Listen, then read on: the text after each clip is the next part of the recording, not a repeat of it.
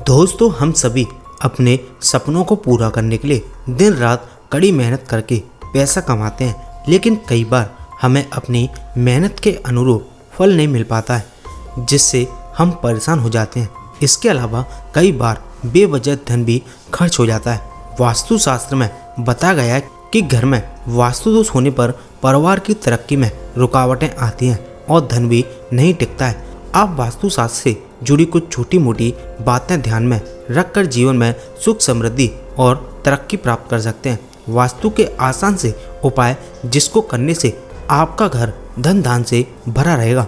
वास्तुशास्त्र में घर के हर एक कोने को लेकर कुछ जरूरी नियम बताए गए हैं। वहीं वास्तु में घर के किचन से संबंधित कई बातें बताई गई हैं। अगर इन बातों का ध्यान न दिया जाए तो व्यक्ति की घर की बरकत चली जाती है, सुख शांति खो जाती है। कहते हैं कि किचन में किसी प्रकार का वास्तु दोष परिवार के सदस्यों के जीवन पर नकारात्मक प्रभाव डालता है। वास्तु में रोटी बनाने को लेकर कुछ नियम बताए गए हैं। परिवार के छोटे हो जाने से आजकल गिनकर रोटियां बनाई जाने लगी हैं। हालांकि धन और सेहत के हिसाब से काफ़ी हद तक सही भी है, लेकिन वास्तुशास्त्र में ऐसा करना गलत माना गया है। वास्तु जानकारों का कहना है कि रोटी संबंधित यह गलतियां करने से गृह की स्थिति खराब हो जाती है, घर की सुख शांति समृद्धि और परिवार के सदस्यों की सेहत खराब हो जाती है। ऐसे में इन वास्तु नियमों का ख्याल रखना बेहद ही जरूरी होता है। अक्सर देखने में आता है कि सुबह का बचा हुआ या रात का बचा हुआ आटा बाद में उपयोग में लेते हैं, उसे फ्रिज में रख देते हैं और बाद में उसी आटे से दूसरे वक्त की रोटी बनाते हैं, जो करना सही नहीं माना जाता। शास्त्रों में बताया गया है कि बासी आटे की रोटी बनाने से घर में नेगेटिव एनर्जी आती है। इस कारण परिवार के सदस्यों के बीच तनातनी का माहौल बना रहता है। शास्त्रों के अनुसार खाना परोसते समय थाली में 3 रोटी नहीं रखनी चाहिए। ऐसा करना अशुभ माना जाता है। कहा जाता है कि 3 रोटी परोसने से ग्रहों पर बुरा असर पड़ता है, जिस वजह से व्यक्ति में सुख शांति और समृद्धि चली जाती है।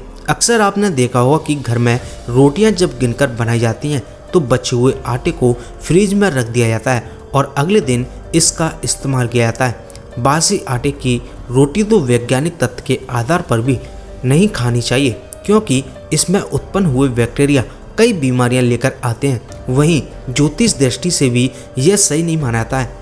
यदि घर में बासी आटे की रोटी बनती है तो उसका घर में पारिवारिक कलेश होते रहते हैं। रोटी का संबंध सूर्य और मंगल से है। जहाँ ताजी रोटी हमें ऊर्जा देती है, वहीं बासी रोटी नकारात्मकता प्रदान करती है। बासी आटे की रोटी आटे में पैदा हुए बैक्टीरिया के कारण राहु से संबंधित हो जाती है, इसलिए ऐसी रोटी कुत्ते को दी जानी चाहिए। यदि घर में बासी आटे की रोटियां जब घर के सदस्य खाते हैं तो वे सामान्य से तेज आवाज़ में बोलते हैं और यह स्थितियां झगड़े का कारण बनती है। इसलिए यदि आप घर में शांति रखना चाहते हैं तो बासी आटे की रोटी न बनाएं। यदि तमाम प्रयासों के बावजूद सफलता आपके हाथ नहीं लग रही है तो आपके लिए रोटी का यह उपाय वरदान साबित हो सकता है। काम में आ रही बाधाओं को दूर करने के लिए रोटी और चीनी को मिलाकर छोटे छोटे टुकड़े चींटियों के खाने के लिए उनके बिल के आसपास डाल दें। इस उपाय से आपकी बाधाएं धीरे धीरे दूर होने लगेंगी। वास्तु जानकारों का कहना है कि जब भी आप रोटी बनाते हैं तो गिनकर ना बनाएं, बल्कि हमेशा 4 या 5 रोटियां ज़्यादा ही बनानी चाहिए। ज्योतिष शास्त्र में पहली रोटी गाय को और आखिरी रोटी कुत्ते को खिलाना शुभ माना जाता है। वास्तु के अनुसार कभी भी बासी आटे की रोटियां नहीं खानी चाहिए। कहते हैं कि इस आटे से बनी रोटी पारिवारिक कलेश का कारण बनती है। इसमें कई तरह के बैक्टीरिया उत्पन्न होते हैं। साथ ही बासी रोटी का संबंध राहु से होता है, इसलिए ये रोटियां कुत्ते को दी जा सकती हैं। साथ ही ताजे आटे से बनी रोटियां मंगल ग्रह को मजबूत बनाती हैं। अगर आपको व्यवसाय में लगातार नुकसान हो रहा है या नौकरी में बराबर अड़चन आ रही है तो कुछ उपाय करके 11 दिनों में फ़ायदा पा सकते हैं। इसके लिए आपको चक्की पर गेहूँ पिसवाने जाते समय तुलसी के 11 पत्ते गेहूँ में डाल दें। एक लाल थैली में केसर के 2 पत्ते और थोड़े से गेहूँ डालकर मंदिर में रखकर फिर इन्हें भी पिसवाने वाले गेहूँ में मिला दें। धन में बरकत होगी और घर में लक्ष्मी का वास होगा।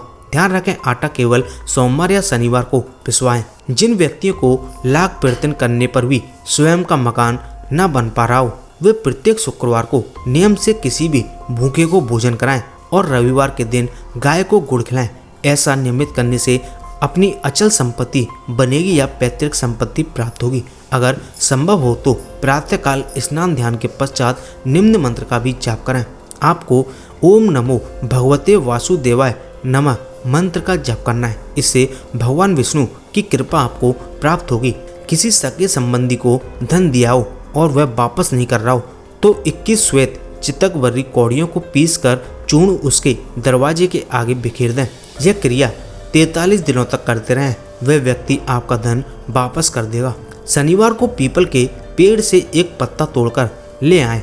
उसे धूप बत्ती दिखाकर अपनी दुकान की गद्दी जिस पर आप बैठते हैं उसके नीचे रख दें। 7 शनिवार तक लगातार ऐसा करें। जब उस गद्दी के नीचे 7 पत्ते इकट्ठे हो जाएं तो उन्हें एक साथ किसी तालाब या कुएं में बहा दें। व्यवसाय चल निकलेगा। तो दोस्तों, ये था मेरा आज का वीडियो। उम्मीद करता हूँ आपको वीडियो पसंद आया होगा। तो आप इसे ज़्यादा से ज़्यादा शेयर करें, वीडियो को लाइक करें और अगर आप हमारे चैनल से हर रोज़ कुछ नया सीखना चाहते हैं तो चैनल को भी सब्सक्राइब कर लें, जिससे कि आपको हर रोज़ कुछ नया सीखने को मिलता रहे।